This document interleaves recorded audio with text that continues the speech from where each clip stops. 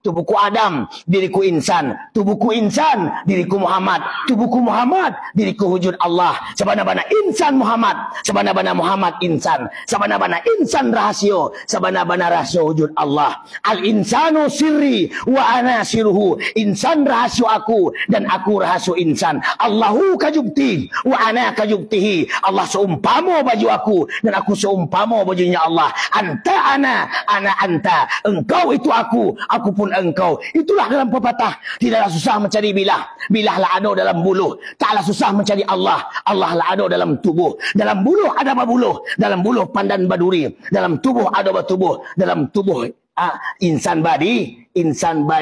Namun dalam konteks itu, sebagaimana Ali ditanya oleh seorang laki-laki, ya Ali karamallah, bagaimana kau mengenal Tuhanmu? Lalu Ali menjawab, ariftu rabbi bi rabbi. Aku mengenal Tuhanku dengan Tuhanku. Dalam konteks itu, tafakkaru fi sifati wala tafakkaru fi zati. Berpikirlah kamu tentang sifat-sifatku dan jangan pernah kau berpikir menelusuri, mencari tentang zat Allah Subhanahu wa taala.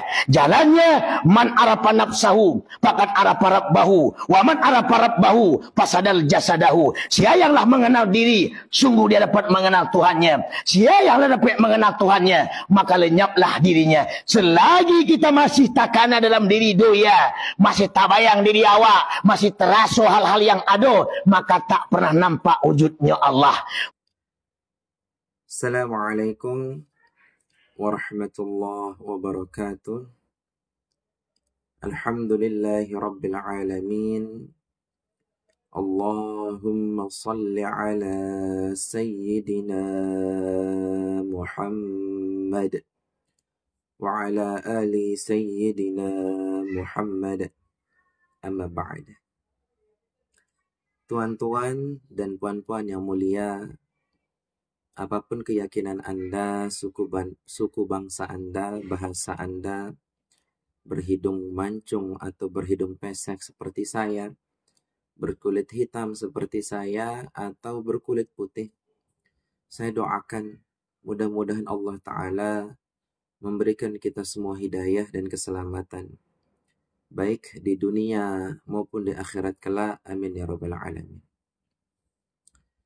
Kami mendapatkan pesan tuan-tuan yang berisi link video, dan insya Allah kita sudah sama-sama menonton potongan video tersebut. Isi pesannya adalah tolong dijelaskan yang ini Tuan Guru. Nah, ini jadi sebetulnya beliau ini orang Lombok yang sudah lama bertanya. Saya mohon maaf baru bisa menjawab ya. Di dalam dunia tasawuf yang saya ketahui tuan-tuan, pemahaman itu terbagi menjadi 3 ya. Antara 3 pemahaman ini bedanya seperti rambut dipecah 1000, saking tipisnya ya. Jadi di dalam dunia tasawuf yang saya kenal sampai hari ini, ada 3 pemahaman yang terkenal.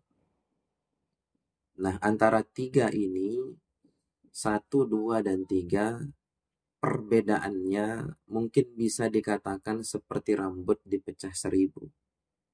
Saking tipisnya, saking halusnya. Yang pertama, ada yang disebut dengan wahdatul wujud. Ini pemahaman yang pertama. Pemahaman wahdatul wujud ini berkeyakinan bahwa tidak ada yang wujud kecuali Allah. Nah, ini pemahaman wahdatul wujud. Bahkan wujudnya Fir'aun, wujudnya Abu Jahal, wujudnya Abu Lahab, kalau menggunakan sudut pandang ini, Abu Jahal, Fir'aun, Abu Lahab, itu tidak ada. Yang ada hanyalah wujud Allah. Ini wahdatul wujud ya. Dan kami tidak sepakat tuan-tuan dengan pemahaman yang pertama ini, yaitu wahdatul wujud. Kami tidak sepakat. Tapi kalaupun ada dari tuan-tuan yang berpaham seperti itu, kami sangat menghargai pendapat tuan. Kami pernah membuat video, tuan-tuan, yang memperjelas perbedaan wahdatul wujud dengan wahdatul syuhud. Lalu kami mendapatkan telepon dari tuan yang kami muliakan, itu berdiskusi kepada kami. Beliau menyampaikan, antum ini, Kang Sukma ini perlu hati-hati. Khawatir nanti terjebak kepada kesyirikan. Kalau mengakui ada yang wujud selain daripada Allah, khawatir nanti Kang Sukma ini jatuh kepada kesyirikan. Begini penyampaiannya kepada kami. Lalu kami menjawab, kami tidak sepakat dengan wahdatul wujud. Kalau memang tuan menyepakati itu silahkan, kami sangat menghargai. Tapi satu hal yang ingin kami tanyakan kepada tuan. Kalaulah tuan meyakini tidak ada yang wujud kecuali Allah, maka saya bisa pastikan bahwa tuan akan menganggap Fir'aun, Abu Jahal, Abu Lahab itu tidak ada. Yang ada hanyalah wujud Allah semata-mata. Seandainya tuan, ini contoh soal seumpama misal. Seandainya ada seorang laki-laki, sebut saja namanya Tembok. Nah, seorang laki-laki ini bernama Tembok, mohon maaf, dan mohon maaf, memperkaos dan membunuh istri tuan, anak perempuan tuan, adik perempuan tuan, kakak perempuan tuan, ibu kandung tuan, dan istri tuan dibunuh dan diperkaos. Mohon maaf. Nah, ketika tuan hendak menuntut kisos sesuai apa yang ditentukan oleh syariat, Quran dan Sunnah, untuk mengkisos laki-laki itu karena sudah membunuh dan memperkaos anak, istri, ibu, adik, kakak perempuan tuan. Lalu ketika tuan hendak mengkisosnya, menuntut hukum, lalu si Tembok ini, si laki-laki ini, si Tembok ini menjawab, aku tidak pernah memperkaos dan membunuh istrimu, anak perempuanmu, adik perempuanmu, kakak perempuanmu, istrimu, dan ibu perempuanmu, karena aku digerakkan oleh Allah. Dan aku ini tidak ada, aku adalah wujud Allah. Apakah sah seperti itu, tuan? Nah, jadi kami menjawab seperti itu, beliau mulai kebingungan. Apa iya ya seperti itu? Nah, ini alasan yang pertama, tuan-tuan. Saya tidak bersepakat, saya tidak menyepakati kaidah wahdatul wujud. Ya. Tapi kalaupun ada tuan-tuan yang sepakat, silahkan. Itu hak tuan. Ya. Yang kedua, ini pemahaman yang pertama. Waalaikumsalam. Yang kedua, ada namanya khulul. Kalau bahasa kitanya itu, manunggaling kawulo Gusti, yaitu bersatu dengan Allah. Keyakinan ini menganggap bahwa dirinya itu menyatu dengan Allah. Jadi Allah itu dianggap di dalam dirinya. Jadi dia menganggap bahwa Allah itu dirinya. Allah itu di dalam dirinya. Allah itu menyatu pada dirinya. Pendapat yang kedua ini tentu kami tidak sepakat, tuan-tuan. Ya. Apabila tuan-tuan merasakan, oh ternyata manunggaling kawula Gusti atau bersatu dengan Tuhan itu adalah pemahaman yang benar, silahkan. Kami sangat menghargai tuan-tuan. Tetapi ini sangat berbahaya apabila tuan memahami atau menggunakan pemahaman bersatu dengan Allah, manunggaling kawula Gusti, dalam keadaan tuan sadar. Dalam sadar seperti ini.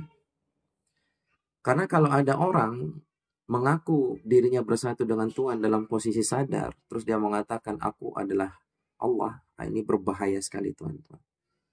Ini kalau dalam posisi sadar Tuhan mengucapkan seperti itu, maka Tuhan langsung kafir. Nah, dalam posisi sadar. Kecuali dalam posisi tidak sadar.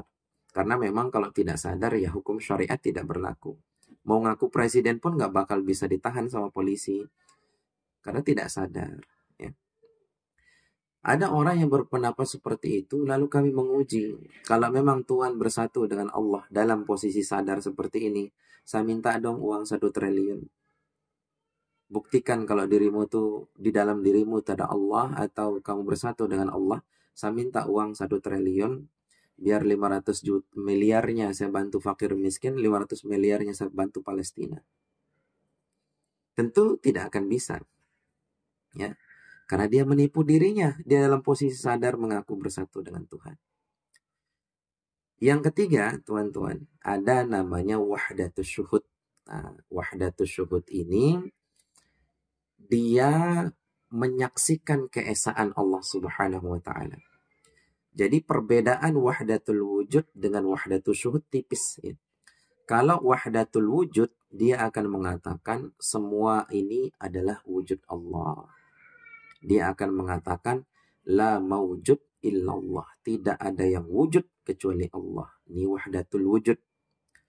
Kalau wahdatul syuhud, ucapannya la mawjud fil haqqi illallah. Tidak ada yang wujud secara hak kecuali Allah. Nah, ini namanya wahdatul syuhud.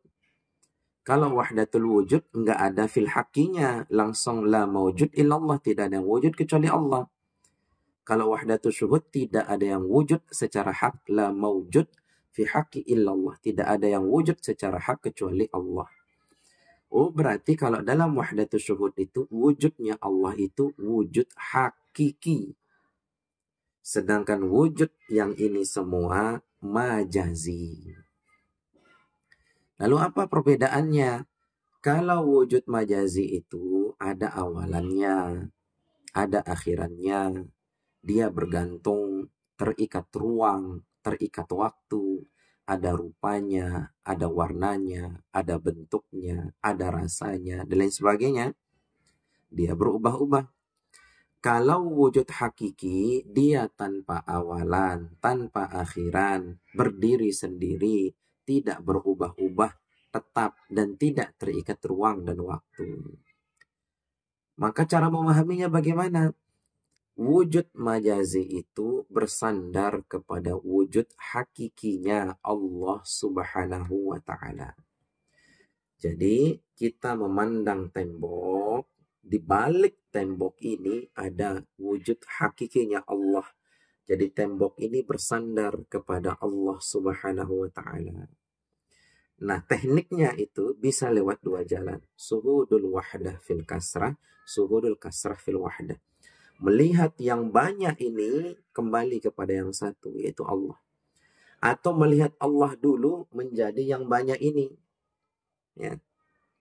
Analogi sederhananya seperti dalam video yang sebelumnya kami sampaikan. Ya. Analogi sederhananya seperti padi. Jadi padi diolah menjadi beras, beras diolah menjadi tepung, tepung diolah menjadi donat, menjadi kerupuk. Ketika sudah dalam posisi donat, maka tidak bisa kita mengatakan donat itu adalah padi. Karena sudah jadi donat, bentuknya bentuk donat, rasanya rasa donat, ya, namanya nama donat. Tapi wujudnya donat itu bersandar kepada padi, karena di dalam donat itu ada padi. Tapi menyebut donat itu padi tidak bisa, karena sudah jadi donat. Kalau sudah jadi kerupuk, ya namanya kerupuk, rasanya rasa kerupuk, bentuknya bentuk kerupuk. Mengatakan kerupuk adalah padi, salah. Ya. Tapi meniadakan adanya padi pada diri kerupuk juga tidak bisa. Nah, ketika sudah menjadi tembok, sudah menjadi diri saya, mengatakan diri saya adalah Allah, salah, kafir. Ya, aku adalah Allah, kafir. Tidak boleh. Tapi meniadakan kekuasaan Allah pada diri tidak bisa. Kenapa? Karena kita ada bersandar kepada adanya Allah. Karena kita melihat bersandar kepada melihatnya Allah. Karena kita mendengar bersandar kepada pendengaran Allah. Kita ini menyatakan kecil dari sifat-sifat Allah. Menyatakan percikan-percikan kecil, hembusan-hembusan kecil. Nah, ibarat listrik yang ada di rumah kita. Listrik yang ada di rumah kita itu sama dengan listrik yang ada di PLN. Bedanya listrik yang ada di rumah kita itu wattnya kecil, tegangannya kecil, tapi listriknya sama. Nah, jadi kami lebih condong tuan-tuan menggunakan konsep wahdatus syuhud. Jadi penyaksian yang esa. Bahwa tidak ada yang wujud secara hak kecuali Allah Subhanahu wa ta'ala. Lalu bolehkah ketika kita menggunakan wahdatus syuhud, ya, lalu kita mengatakan tidak ada yang wujud kecuali Allah, semuanya adalah wujud Allah? Boleh kalau tidak sadar. Ya, kalau tidak sadar. Nah, kalau kita tidak sadar, berarti pena pencatatan amal diangkat. Syariat tidak berlaku. Hukum pidana maupun hukum perdata tidak bisa mengikat. Kalau kita gila, kalau kita tidur, intinya tidak sadar. Ya. Nah, jadi saya kembalikan kepada tuan-tuan, silahkan mau menggunakan yang mana, ya. Kita semua nanti akan menghadap kepada Allah Subhanahu wa ta'ala. Semoga Allah Subhanahu wa ta'ala mengampuni kita semua. Amin ya rabbal alamin. Walaupun kita berbeda, tapi kita masih bisa bersama-sama, tuan-tuan. Ya, karena bersama tak harus sama. Apabila ada salah kata, itu datang dari hawa nafsu kami. Namun apabila itu benar, itu datang daripada Allah Subhanahu wa ta'ala. Akhirul kalam. Assalamualaikum warahmatullahi wabarakatuh.